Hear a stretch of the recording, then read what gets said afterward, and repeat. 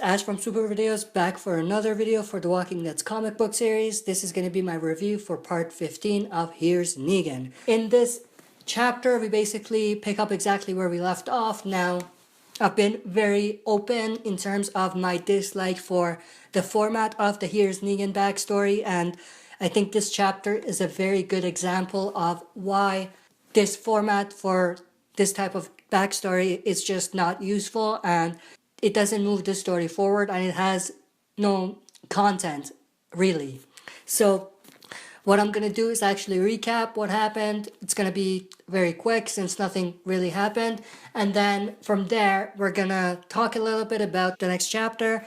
And then I'm planning to do a separate video talking about Negan in general, in terms of both his comic story arc in the original comic book and also his story arc in the backstory, and kind of talking about both of them.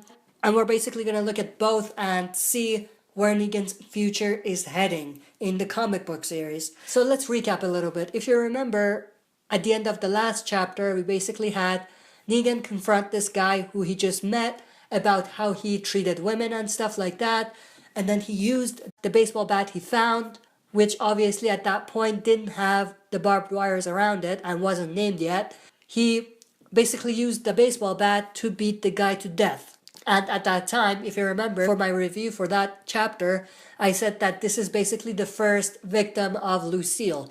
Well, we may actually have to wait a little bit more to see the actual first victim, and I'm going to talk about that.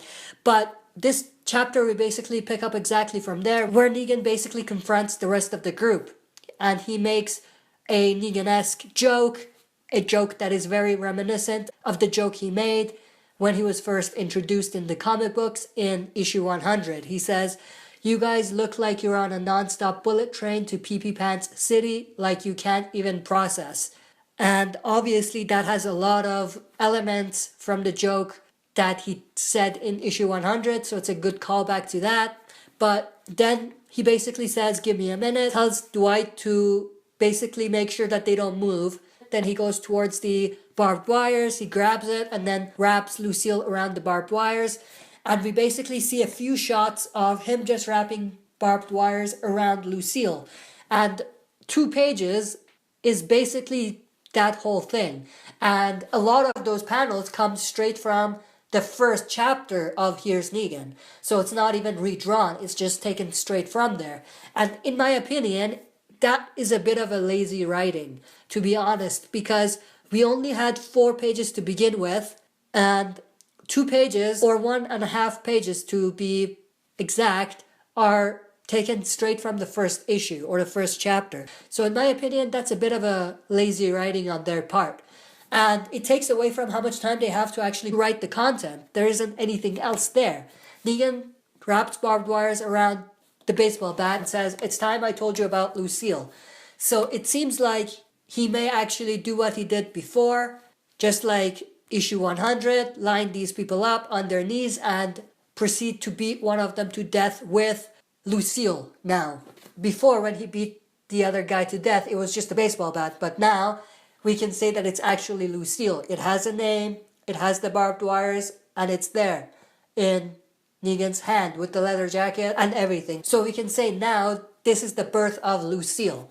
But like I said, there isn't really too much there anymore. So right after Negan beat the guy to death, he basically put barbed wires around Lucille and named Lucille and says to the other guys, "Wait till you meet Lucille," which basically hints that he might beat someone else to death.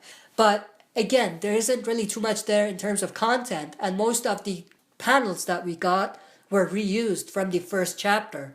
So that's basically my thoughts and opinions. It was a somewhat good chapter. Really, I don't know what to review because there isn't anything there. It's like only 2 panels where we can actually discuss. The rest are not really informative. And like I said, some of it is even reused. But it's going to be very interesting to see how issue 16 starts and ends. Obviously, we're not going to see a lot of the stuff I wanted to see. They ended up actually skipping a lot of the things that I wanted to see, or just giving us a little glimpse.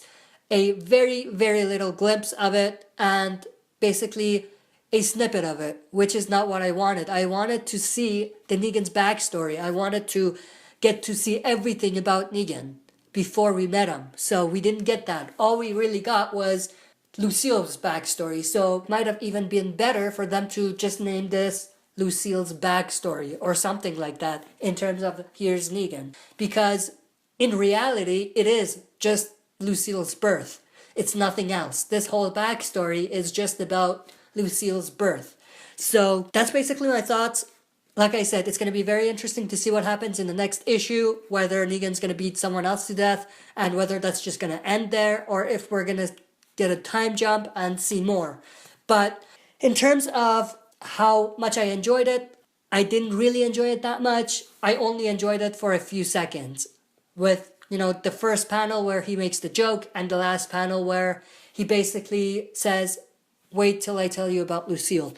That's it for this video. See you next time for another super video.